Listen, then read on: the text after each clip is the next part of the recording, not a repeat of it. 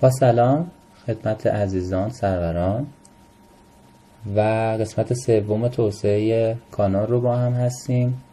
بعد از اینکه حالا شما کانالتون رو ساختید، یک سری ابزارات هست که دوست داشتم برای شما به اشتراک بذارم تا از اونها استفاده کنید تا بتونید در صورتی که نرم افزار خاصی در سیستم خودتون ندارید یا در جایی بودید که مسافرتی بودید که سیستم شخصیتون همراهتون نبود، شما خواستید ویدیو رو ویرایش کنید، بتونید از اون ابزارهای آنلاین ویدیوها استفاده کنید و بهره بگیرید. فرض میگیریم که شما یک کانالی دارید و این کانال کم کم داره شروع به رشد میکنه. حالا بر اساس اون الگوریتم حمایتگری هم که ما قرار دادیم و انشالله به اون حد نصاب برسه،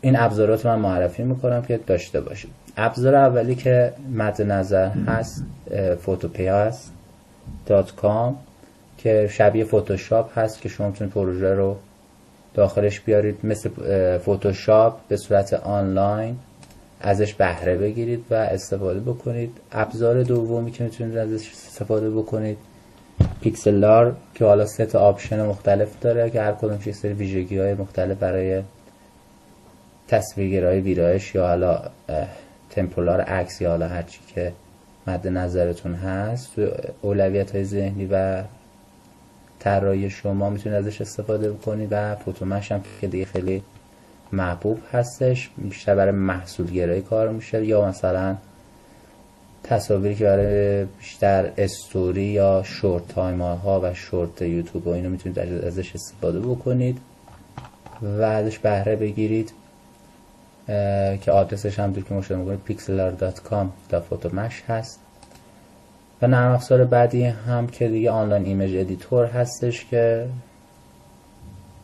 میتونید ازش استفاده بکنید، هم کانورت هم ریسایزر عکس هم داخلش داره و بسیار کاربردی هست. نرم افزار بعدی که برای عکس و ویرایش عکس میتونید ازش استفاده بکنید photor.com هستش که میتونید ازش استفاده کنید. یه سری افکت هم داخلش داره که خودم گاهن ازش استفاده میکنم، خیلی جذاب هستش، میتونید بهره بگیرید. و نرم افزارهایی که برای ویدیو و ادیت ویدیو هست به نام capwing.com خیلی نرم افزار مناسبی هست برای ویدیوهای مثل یوتیوب، اینستا و شبکات اجتماعی دیگه هم میتونید ازش استفاده بکنید. آن چیزی که خودش در تبلیغش مدعی شده، کارهای خیلی قوی تری رو میتونید داشته باشید ازش استفاده بکنید.